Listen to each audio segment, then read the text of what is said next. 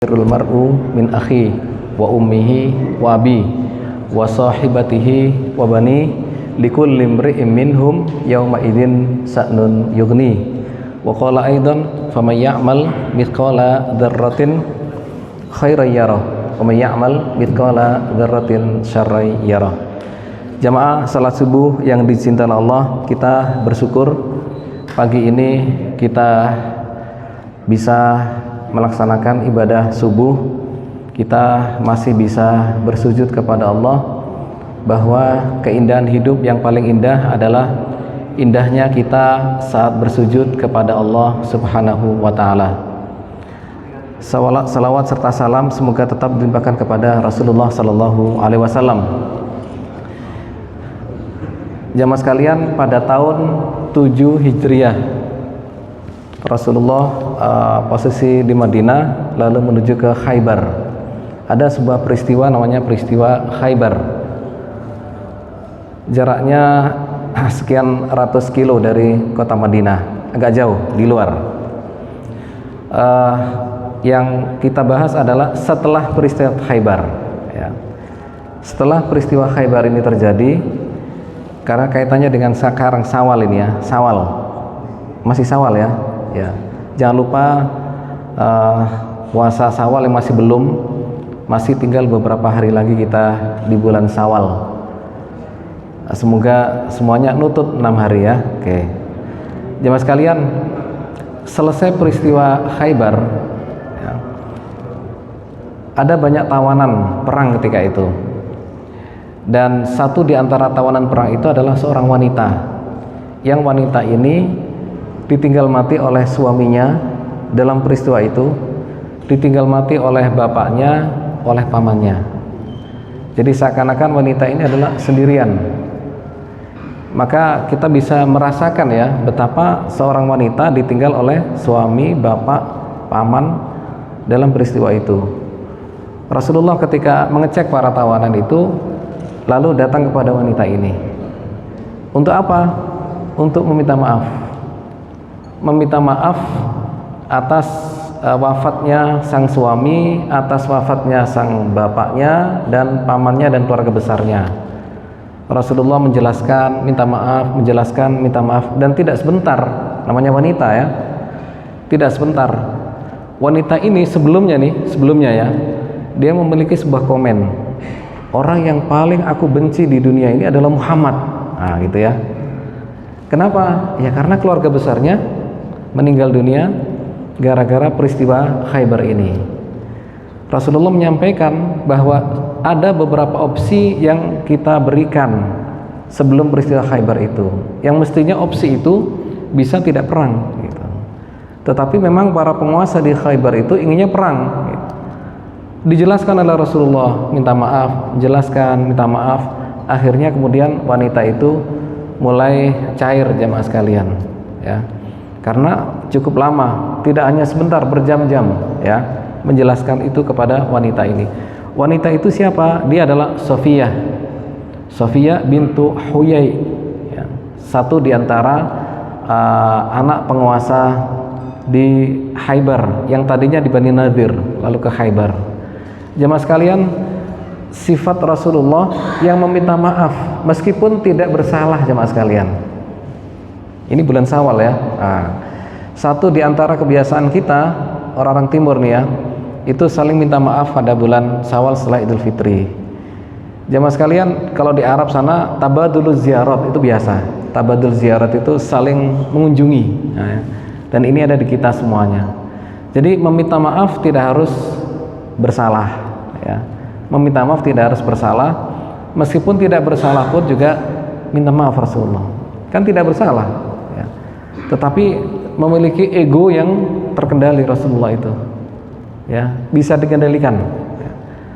Jemaah sekalian, tidak semua orang itu bisa memberikan maaf pada orang lain atau minta maaf ya, terutama ya dengan orang-orang bermasalah dan kita. Kan kadang-kadang kita gengsi Pak ya, saya minta maaf gimana ini nunggu nanti aja kalau bulan Syawal. Jemaah sekalian, tidak perlu nunggu bulan Syawal ya kan. Ketika kita ada berbuat salah, terutama kepada orang yang tidak suka pada kita, segeralah kita untuk minta maaf. Tidak perlu ada ego, saya ini adalah mantan kepala apa kan begitu Pak ya. Tidak perlu ya, tidak perlu jamaah sekalian. Rasulullah sendiri bahkan posisi sebagai pemimpin ketika itu. Pemimpin, biasanya pemimpin saya ini kan begitu Pak ya. Tidak ya, tetap Rasulullah siap minta maaf kepada siapapun. Yang paling berat adalah meminta maaf kepada orang-orang yang bermasalah dengan kita. Dan orang bermasalah dan kita itu nggak jauh-jauh Pak, orang dekat kita, betul Pak ya. Kalau dia tinggalnya di ujung Sumatera sana, nggak ada masalah sama kita, nggak kenal nggak kenal kita itu. Tetapi orang bermasalah dan kita adalah tidak jauh-jauh dari kita, bisa satu kantor gitu ya, atau kantor sebelah, tetangga kanan kiri, atau saudara gitu ya. Orang-orang yang memang tahu dengan kita, terutama memiliki sebuah aktivitas yang sama biasanya Pak, sama-sama pengurus A misalkan. Nah, kadang-kadang ada sedikit terjadi gesekan-gesekan. Maka jemaah sekalian, meminta maaf itu butuh mentalitas yang kuat. Kalau ditanya Anda pilih mana, meminta maaf ataukah sholat 2 rakaat?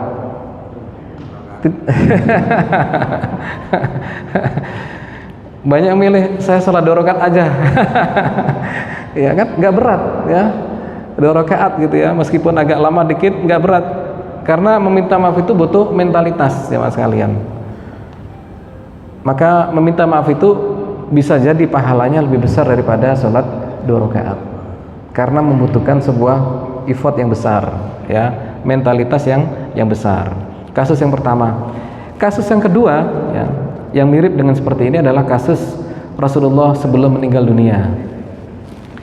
Jadi hari-hari ya, di pekan terakhir Rasulullah itu hidup jamaah sekalian, Rasulullah itu dalam keadaan sakit, lalu kemudian memakai pakaian yang agak tebal, kepalanya sampai diikat itu, dan Rasulullah memang tidak keluar kecuali hanya untuk sholat, kan lagi sakit.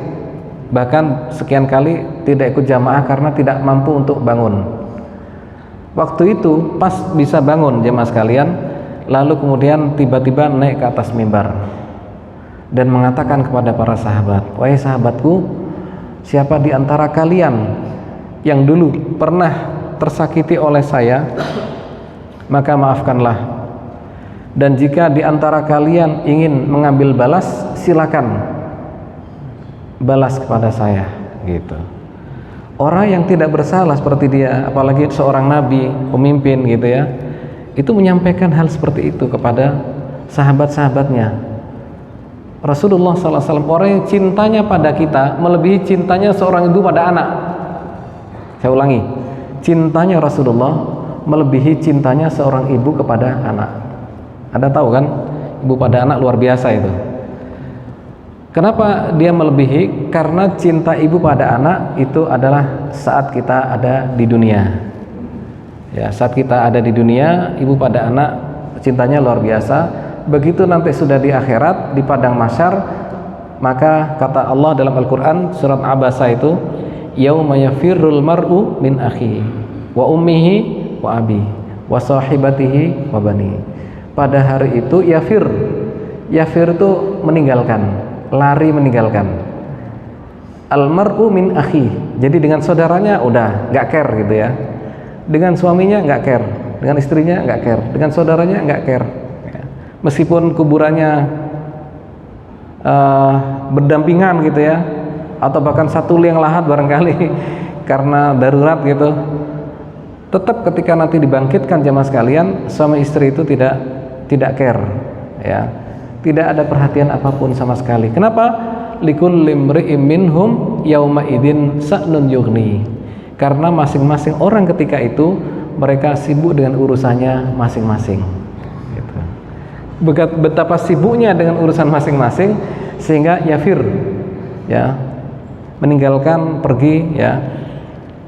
Kayak sekarang di dunia oke lah, sehidup semati kan itu Pak ya. Sehidup semati itu satu hidup satu mati. Nah ini. Ini banyak sehidup mati ini ya, yang sudah nggak ada istrinya ini ya.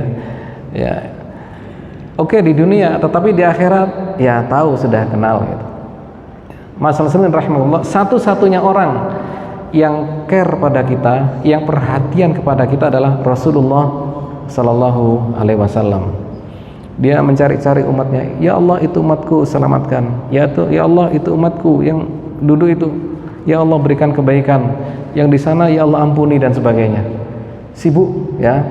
Yang haus dikasih minum dalam sebuah telaga, haud, namanya haud ya. Fatimah dulu pernah menangis ketika dibisiki oleh Rasulullah, dia menangis ya. Kenapa engkau menangis? Ya karena dibisiki oleh Rasulullah bahwa ajalnya sudah tidak lama lagi ya. Fatimah sempat tanya, ya Rasulullah, wahai abi ya, kalau nanti di akhirat nanti saya ingin ketemu dengan engkau, di mana aku bisa menemuimu? Kata Rasulullah, temui aku di telaga haud ya. Karena disitulah Rasulullah memberikan minum kepada umatnya, yang minuman itu ketika diminum menjadikan orang tidak lagi haus selamanya ya. Rasulullah sangat perhatian pada kita jamaah sekalian, di dunia maupun di akhirat. Di dunia sebelum meninggal dunia, ummati. Jadi kondisi dalam keadaan sekarat pun, sekarat ya, sudah hampir meninggal dunia nih, Rasulullah itu masih ingat pada umatnya. Ummati, as-salatu. Di antara pesan Nabi sebelum meninggal dunia adalah masalah salat. Ya. Ummati, as-salati. Salat kalian. Karena banyak masjid ketika subuh itu sepi, Pak. Ya, alhamdulillah ini luar biasa ya. Allahu Akbar, ini full ya, penuh sampai di belakang sana, ujung-ujung di atas juga. Allahu Akbar. Ada di atas ya? Enggak ada. Luar biasa full ya. Lu banyak masjid sepi ya. Banyak masjid yang sepi. Ramainya kalau ketika Jumatan ya. Ya, Anda bisa mengatakan masjid itu ramai manakala sholat subuhnya sama dengan sholat Jumat ya. Maka ketakmiran kita ini dikatakan sukses manakala sholat subuhnya sama dengan sholat Jumat. Gitu ya. Wah, berat ini satu.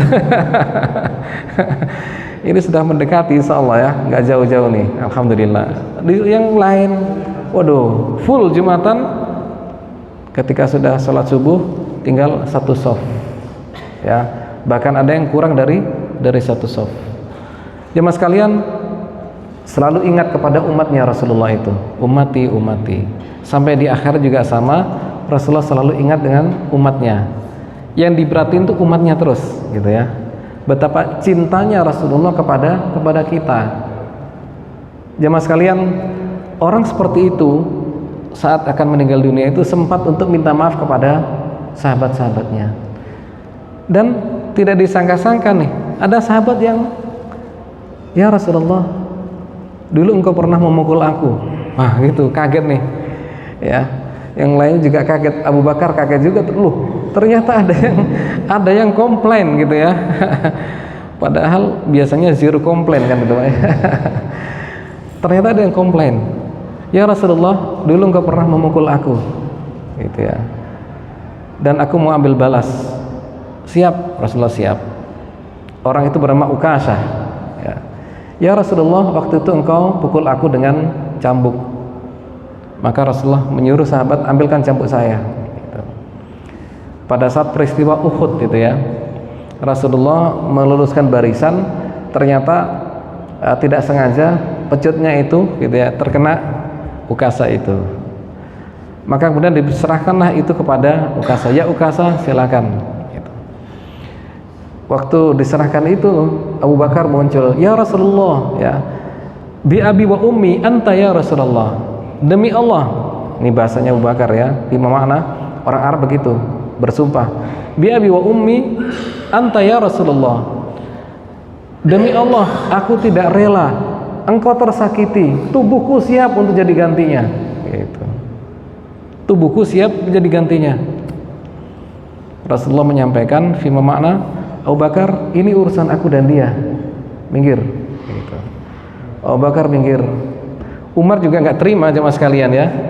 "Ya Rasulullah, bi abi wa ummi anta ya Rasulullah."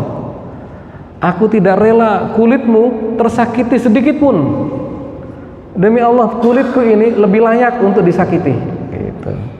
Umar kan sudah biasa gelut ya waktu itu. Gelut sejak kecil aja, sejak muda sudah sering gelut itu. Main ya gulat lah atau bertarung gitu. Dengan Khalid, dengan siapa, itu Umar itu. Demi Allah, kulitku ini lebih berhak untuk disakiti daripada engkau. Gitu. Kata Rasulullah, fi mana? Umar minggir. Gitu. Disuruh minggir semuanya. Akhirnya kemudian Ukasah maju, jemaah sekalian. Waktu itu Ukasah mengatakan, "Ya Rasulullah, waktu itu aku tidak memakai baju." Nah, maka Rasulullah kemudian segera melepas bajunya. "Ya Rasulullah, punggung," gitu ya, bagian punggung. Maka punggungnya Rasulullah disiapkan untuk dipukul oleh Ukasah. Begitu sudah akan dipukul, cambuknya itu dilemparkan oleh Ukasah, dan Ukasah kemudian memeluk diri Rasulullah SAW. "Ya Rasulullah, demi Allah," sambil menangis ya, "aku sudah memaafkan jauh-jauh sebelumnya, dan aku ingin tubuhku ini bersentuhan dengan tubuhmu, kulitku ini ingin bersentuhan dengan kulitmu, karena kulit siapapun yang pernah bersentuhan dengan kulit Rasulullah, maka haram bagi neraka untuk mengenainya." Gitu. Ini caranya Ukasah agar terhindar api neraka ini, Pak. Gitu ya. Mungkin yang lainnya juga gergeten, ala Ukasah. Ini Rasulullah sakit kan, gitu kan ya. Ya Allah, betapa sahabatnya itu ingin sekali terbebas dari api neraka dengan cara bersentuhan dengan diri Rasulullah SAW. Jemaah sekalian, pelajarannya adalah bahwa orang seperti beliau, Rasulullah SAW, itu meminta maaf kepada sahabat-sahabatnya meskipun itu tidak bersalah. Mungkin juga nggak sengaja, ya kan? Tetapi karena hubungan yang sangat dekat, maka sebenarnya sudah dilupakan, gitu ya. Tapi tetap minta maaf kepada para sahabat-sahabatnya. Jadi tidak, dan ada kesungguhan. Kesungguhan itu artinya apa? Kalau ada yang mau balas, silahkan, kan sungguh ya. Tidak sekedar hanya minta maaf lihat HP gitu ya, WA gitu. WA tok selesai. Jadi kalau mau minta maaf menunggu nanti selesai Ramadan baru minta maaf. Enggak ya. Ini presiden tidak pada habis Ramadan, tidak pada bulan Syawal. Sama dengan yang tadi juga tidak pada bulan Syawal. Jamaah sekalian, itu kasus kedua. Kasus yang ketiga adalah kasus antara Abdullah bin Zubair dengan Muawiyah bin Abi Sufyan. Abdullah bin Zubair dengan Muawiyah. Kedua-duanya ini punya kebun berdampingan di Madinah. Ya. Dalam sebuah panen gitu ya. Para penjaga kebunnya Abdullah bin Zubair ini melaporkan kepada Abdullah bin Zubair, "Ya Abdullah, bahwa panen kita saat ini tidak seperti biasanya karena beberapa milik kita itu diambil oleh penjaga kebun sebelah." Abdullah bin Zubair bertanya, "Siapa itu?" Gitu ya. "Itu miliknya Muawiyah bin Abi Sufyan." "Ah, kok bisa?" Gitu ya. Muawiyahnya nggak ada di situ tuh, Muawiyahnya ada di Sam. Karena ini pengakuan dari para penjaganya kalau miliknya diambil oleh penjaga sebelah, maka Abdullah bin Zubair menulis surat kepada Muawiyah. Ya. Setelah basmalah, assalamualaikum dan sebagainya, memulai kata-katanya adalah dengan kata-kata "Ya ibna akilatil akbad," gitu ya. "Ya ibna akilatil akbad."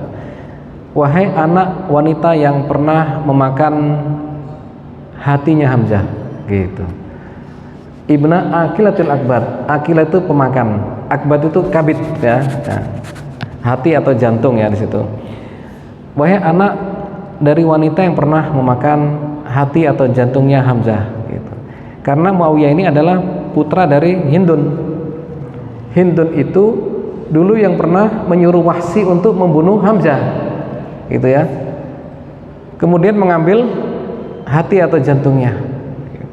Nah itu, lalu dimakan kan, begitu ceritanya. Muawiyah kaget juga melihat surat ini. Ini kenapa kok ibunya masih diungkit-ungkit masa jahiliyahnya? Toh Hindun itu sudah masuk Islam. Hindun masuk Islam ketika Fatu Makkah.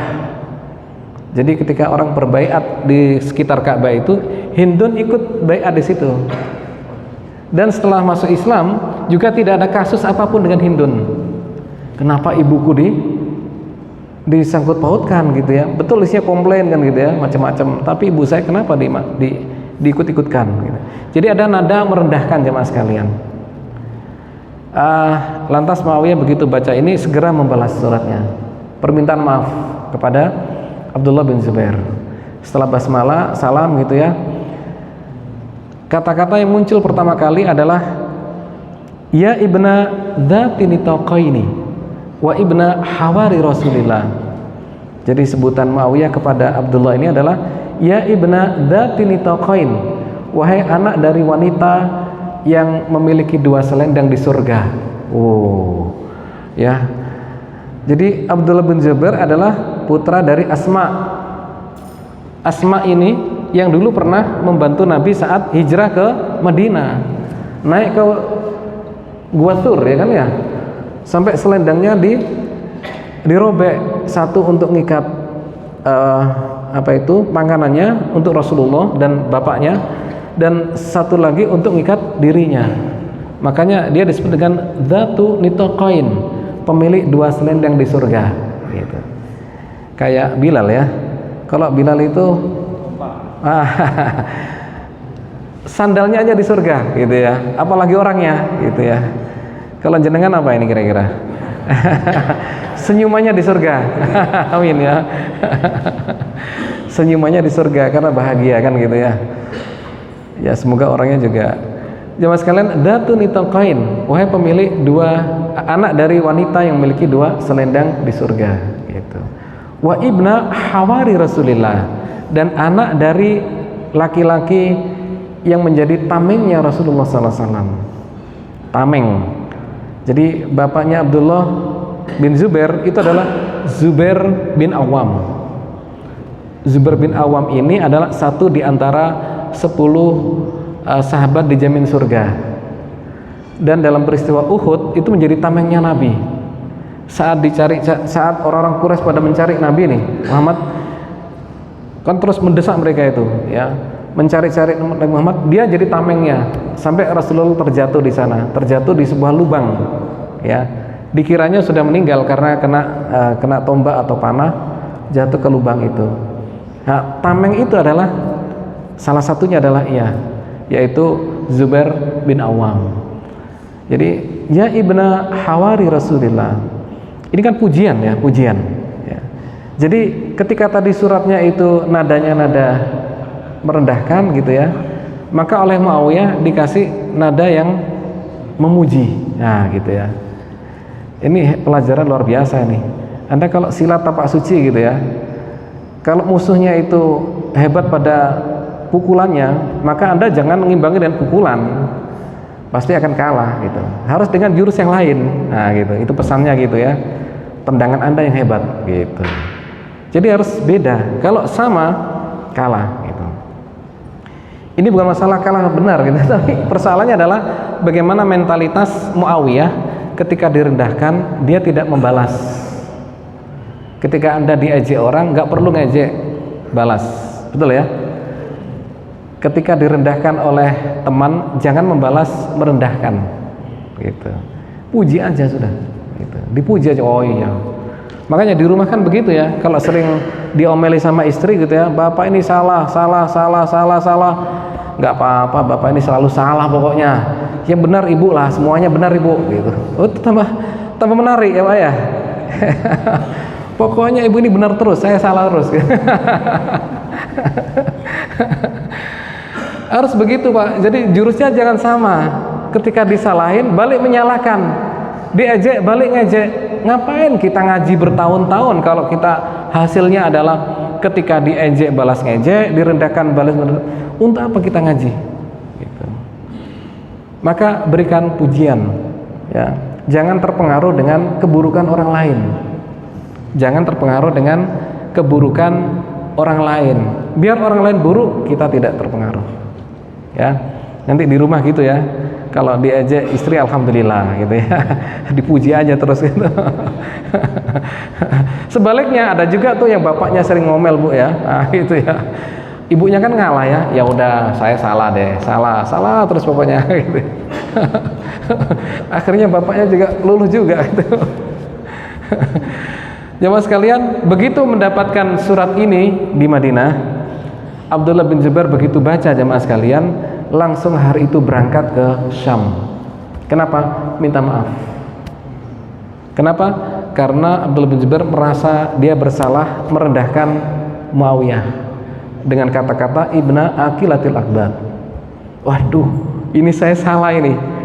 Ya, kenapa? Dulu itu merendahkan kan? Dengan menyebutkan orang tuanya gitu. Hari itu juga berangkat menuju ke Syam. Anda tahu jaraknya? Ya klik aja di Google ada ya, Madinah menuju ke Palestina misalkan. Oh jauh itu ya, atau wilayah Jordan lah gitu, kan wilayah Syam itu ya, jauh itu. Perjalanan itu 1 sampai 2 pekan. Naik kuda ya, kuda nggak ada AC-nya ya. Naik unta ya. Era-era ketika itu panas jemaah sekalian ya. Pajero katanya. Panas Jabon jeru katanya. Susah ya, susahnya luar biasa. Sudah meluangkan waktunya ya Pak ya, ya tenaganya, pikirannya, biayanya juga sama. Butuh biaya loh kuda itu Pak, makan loh Pak itu Pak. Nggak ada bensin tapi makan kan gitu ya. Tetap butuh biaya, nggak ada SPPD-nya nggak ada ya. Jadi betul-betul modal ya, mau untuk minta maaf. Betapa kesungguhan Abdullah bin Zubair untuk meminta maaf. Ini Abdullah bin Zubair ini orang yang luar biasa ini. Sholatnya adalah di antara orang-orang yang paling khusyuk sholatnya adalah beliau ya. Diriwayatkan bahwa kalau dia sholat sunnah nih, sampai-sampai burung itu mencolok di atas kepalanya hinggap di kolam gitu ya. Kan banyak burung ya di Madinah itu kan, dan waktu itu kan tidak tertutup begini ya, masih terbuka, itu sampai mencolok. Bahkan ada yang kasih komentar itu ulama, kalau seandainya burung itu mau bikin rumah di atasnya gitu ya, itu bisa jadi itu gitu. Karena saking lamanya ketika sholat gitu. Lamanya luar biasa, sampai burung aja sampai terkecoh kan gitu kan ya. Mana anak-anak tadi ya, anak-anak kalau sholat jangan terburu-buru ya, jangan terburu-buru ya. Masa sholat 2 rakaat kok 2 menit gitu ya, Allah ya. Kebiasaan terburu-buru ini salah satu penyakit kita ya semuanya. Sholat terburu-buru, mandi terburu-buru, makan terburu-buru ya Pak ya. Ke kantor juga terburu-buru, lampu kuning terburu-buru ya Pak ya. Bukan malah direm tapi ini kebiasaan kita suka terburu-buru jamaah sekalian. Fa inna fil ajalati nadamah, maka sesungguhnya dalam keterburu-buruan itu biasanya ada penyesalan di sana gitu ya.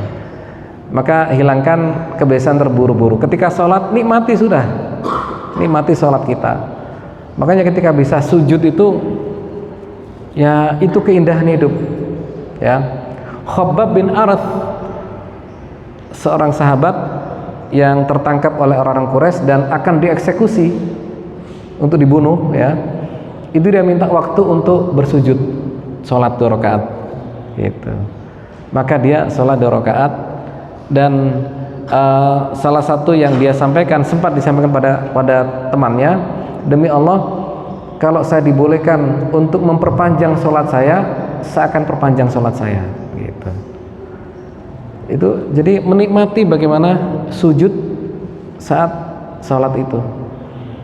Saya tidak memperpanjang sholat saya karena khawatir nanti dikira untuk takut dan sebagainya. Tidak ya, saya betul-betul ingin ibadah itu yang saya ingin rasakan keindahan itu sebelum meninggal dunia gitu.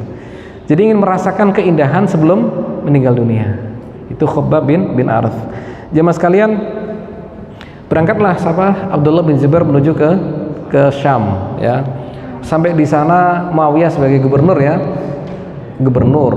disiapkan bintang 5 ya. Nggak ada hotelnya tapi ya rumah lah yang fasilitasnya bintang 5, karena dia tahu ini sahabat Nabi. Mereka kalau sesama sahabat itu saling mencintainya luar biasa. Disiapkan yang paling enak dan paling bagus dan sebagainya.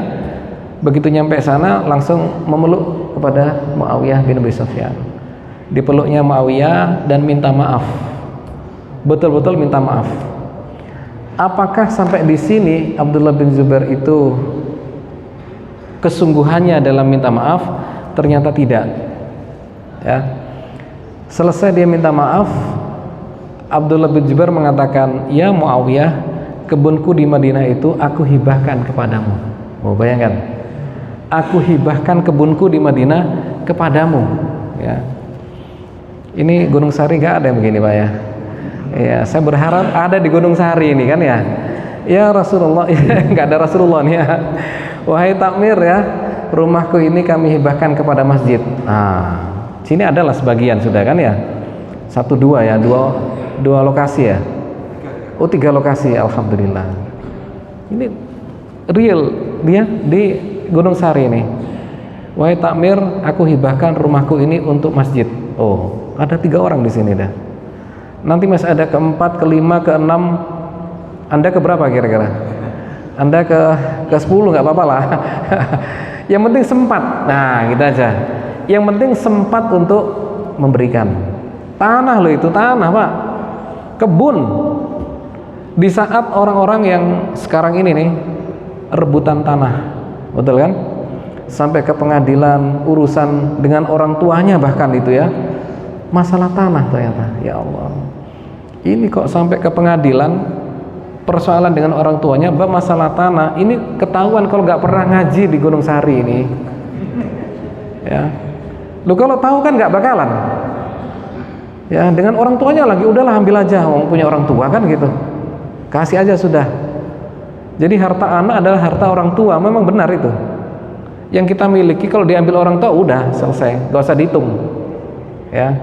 Sama orang tua kalau diambil anaknya kan pernah masalah nggak? Kan nggak ada. Oh anak saya udah ambil aja gitu. Ini kalau sudah pernah ngaji di sini nih, bab masalah tanah nggak ada. Ya. Insya Allah di pengadilan nggak ada lah muncul nama-nama kita ya, nggak ada insya Allah.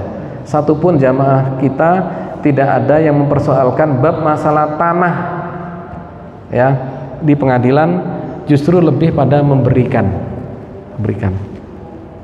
Dan ini tertanam pada diri sahabat. Sa'ad bin Rabi, nah kan juga sama. Wahai Abdurrahman bin Auf, nah ini ya, masih ingat ya, Abdurrahman bin Auf, ini aku punya tanah yang luas, aku ingin bagi 2, kamu dan saya. Rumah saya luas, saya ingin bagi 2, separuh Anda, separuh saya. Itu sahabat jamaah sekalian, namanya Sa'ad bin Rabi, seorang Ansor ya di Madinah, memberikan separuh Pak ya, aset tanahnya kepada Abdurrahman bin Auf ketika itu. Dan Anda tahu Abdurrahman itu bukan tipe orang di bawah, tangan di bawah gitu loh. Jadi ketika dikasih itu gak terima kasih, gak begitu. Kalau kita kan beda ya, dikasih terima kasih gitu kan ya. Jadi mentalitas antara yang memberi dan diberi gitu ya, mereka itu adalah orang-orang yang luar biasa. Ketika dikasih itu tidak langsung ucapan terima kasih, tetapi dullani aina suq, tunjukkan aku di mana pasar gitu. Ditunjukkan di sana pasar, baik terima kasih, saya ke pasar. Jadi terima kasih karena ditunjukkan kan gitu ya. Akhirnya Pak Abdurrahman bin Auf bekerja dan asetnya itu melebihi asetnya Sa'ad bin Rabi. Nah gitu ya, asetnya Abdurrahman bin Auf itu adalah memiliki aset besoknya ke depannya itu melebihi aset yang dimiliki oleh Sa'ad bin Rabi. Betapa Allah mengganti kan gitu kan ya, dengan rezeki yang sangat luas. Kan para pelaku bisnis yang sukses di Madinah itu kan ada siapa tadi? Abdurrahman bin Auf, ada Utsman bin Affan, dan beberapa sahabat yang lainnya. Ini salah satu pelaku bisnis yang sukses. Itu mentalitasnya tidak di bawah gitu ya. Memang sih nggak salah kalau diterima Pak, tidak salah. Tetapi yang kita lihat adalah komen dia ketika dikasih dulani aina sub, nah gitu. Nggak serta merta. Kalau dikasih mertua, ini rumah untuk kamu, nggih, makasih. Dapat dari mertua, alhamdulillah, terima kasih, kan begitu kan? Ya Allah, nggak apa-apa, boleh ya, kan dikasih hibah, boleh gitu. Jamaah sekalian, itulah siapa? Tadi Abdullah bin Zubair ya, memberikan kebunnya yang ada di kota Madinah kepada Muawiyah bin Abi Sufyan. Personal loh itu, bukan diinfakkan untuk negara, enggak gitu, tapi personal. Ini luar biasa lomannya mereka kepada sahabat, gitu ya. Sangat loman, tidak pelit, gitu Pak ya. Tidak diminta terus ngasih gitu, enggak. Kalau diminta ngasih kan biasa kita kan ya, orang minta-minta kita kasih kan gitu kan ya. Bahkan diminta aja nggak ngasih. Bapak, kalau ada orang minta gitu ya, kasih aja gitu loh. Diminta apapun kasih sudah. Ustadz, dia itu modus dari masjid ini dan itu, kampung nggak jelas gitu. Udah kasih aja kalau saya. Nggak usah komen kan gitu ya. Gitu. Lah dia rutin Ustadz. Setiap pagi jam 10 selalu lewat rumah saya, Ustaz. Gak apa-apa kasih kan gitu Pak ya. Selama kita punya, kasih jamaah sekalian. Kan gak mendidik, dia nanti selamanya begitu. Kalau Anda ingin menyelamatkan mereka, tinggal kontak kepada dinas sosial. Ya. Kan dinas sosial kan gede anggarannya kan ya. Berapa itu? Gak usah tanya katanya. Salah satu programnya dinas sosial adalah mengentaskan gepeng, gelandangan dan pengemis. Kasih tahu aja, ini selalu jam 10 lewat rumah saya di ini kan gitu kan ya. Dia tugasnya salah satu itu. Akan diambil orang itu, diletakkan di asrama dan mereka diajari skill untuk bekerja. Jadi tinggal di asrama gratis, makan semuanya gratis, tinggal gratis ya. Dan skill bekerja, ketika skill bekerja itu dilakukan, dia dapat upah juga dari hasil pekerjaannya itu. Kalau sudah bagus, suruh keluar asrama dan usaha itu. Ada banyak macam usaha di situ ya, tidak satu, banyak. Tinggal milih mana yang dia suka. Itu penyelesaian. Ya. Gak usah gerutu di jalan gitu ya. Wah ini lagi, nggak perlu. Ya. Anda gerutu nggak gerutu, tetap datang dia kan. Anda tolak nggak ditolak, tetap datang lagi kan gitu. Yang saya khawatir adalah yang datang adalah malaikat. Ya, Rasulullah pernah memiliki makanan nih. Ketika mau makan, ada orang minta, dikasih separuh. Setelah pergi mau dimakan, datang lagi yang lain minta lagi, kasih lagi separuh. Sampai ketiga kalinya, baru setelah itu tahu bahwasanya yang minta itu adalah malaikat. Gitu. Jadi betul-betul ya kita tidak tahu, bisa jadi malaikat kalau datang kita nih, atau orang yang Allah gerakkan untuk datang ke kita menguji iman kita. Bukan malaikat satu orang sungguhan, iya, tapi Allah gerakkan untuk datang ke kita menguji iman kita. Kan eman ya Pak ya, nggak lulus kita kalau diuji seperti itu, nggak ngasih. Ya jemaah sekalian, ini tanpa dikasih, tanpa diminta nih, kasih. Kehebatan siapa? Abdullah bin Zubair ketika dengan Muawiyah bin Abi Sufyan. Dan yang hebat lagi adalah bahwa para sahabat itu kalau ada masalah di antara mereka, maka recovery-nya sangat cepat.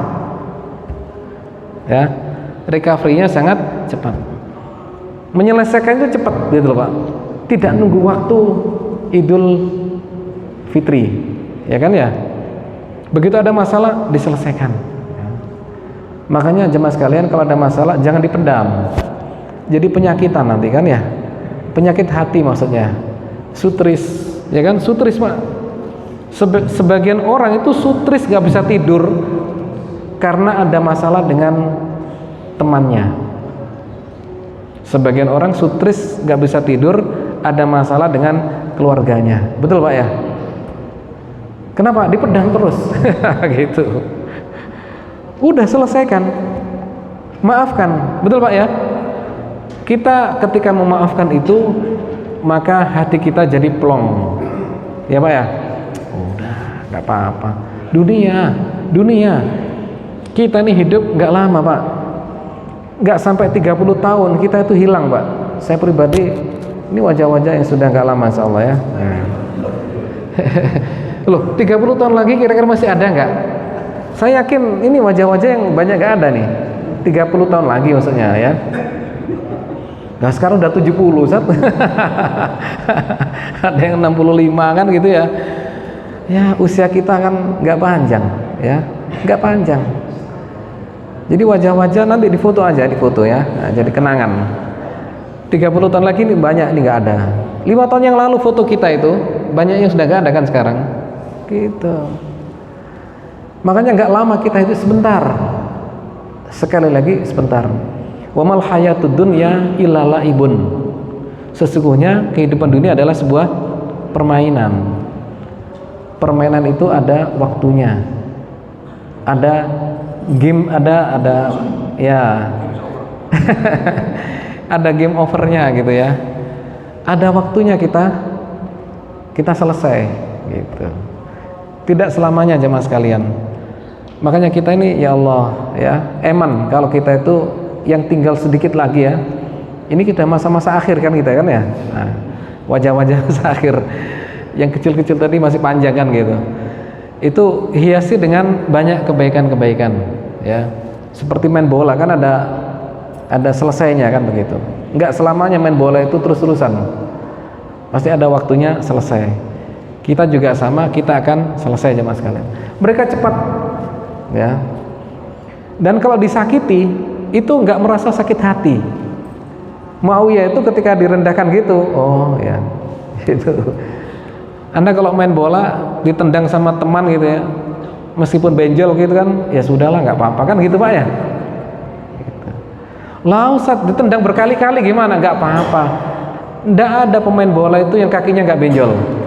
Ayo, pemain bola itu tidak ada yang kakinya tidak benjol, tidak pernah benjol, nggak ada itu. Semua pemain bola itu pernah benjol kakinya. Tidak sekali, berkali-kali, gitu ya. Kita hidup juga sama Pak, sering disakiti, nggak apa-apa. Yang jelas tidak membalas dengan menyakiti. Ini Muawiyah bin Abi Sufyan. Jadi bisa mengendalikan, bisa sportif ya. Dijegal tapi nggak jegal, kan gitu Pak ya.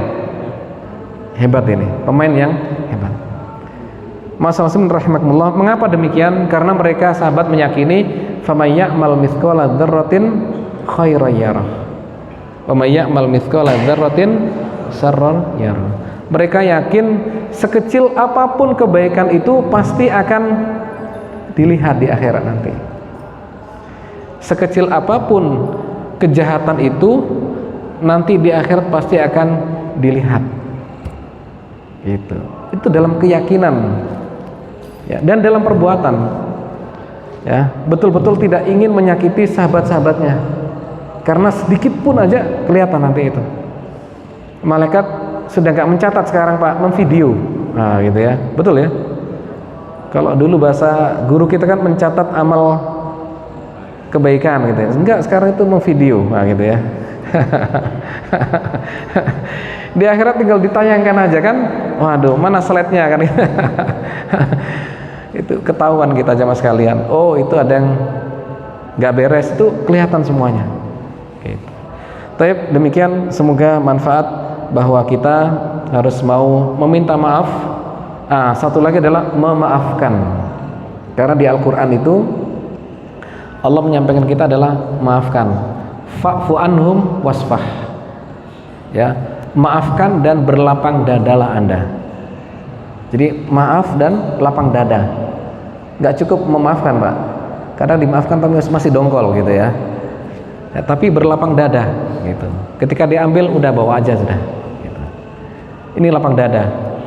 Dalam ayat yang lain, wal afina anin nas alladzina yunfikuna fis sarra wad dharra wal kadhiminal ghaidha wal afina anin nas. Jadi orang-orang pemaaf itulah sifat orang bertakwa. Kalau tidak bisa pemaaf, maka sifat takwa itu belum menempel. Ya, bab ini ya. Bu ya kasih tahu Bapak nanti, Pak, nek sampean enggak maafkan berarti sifat takwa ini belum nempel. Afina aninas gitu. Ketakwaan kita belum bisa utuh gara-gara tidak bisa memaafkan orang lain. Terima kasih. Kita tutup doa ya. A'udzubillahi minasyaitonir bismillahirrahmanirrahim. Allahumma shalli ala Muhammadin wa ala alihi wa ajma'in. Rabbana zalamna anfusana wa illam taghfir lana wa tarhamna lanakunanna minal khasirin. Rabbana la tuzigh qulubana ba'da idh hadaitana wa hab lana min ladunka rahmah innaka antal wahhab. Rabbana atina fid dunya hasanah wa fil akhirati hasanah wa qina adzabannar. Subhana rabbika rabbil izzati amma yasifun wa salamun salin walhamdulillahi rabbil alamin. Wassalamualaikum warahmatullahi wabarakatuh.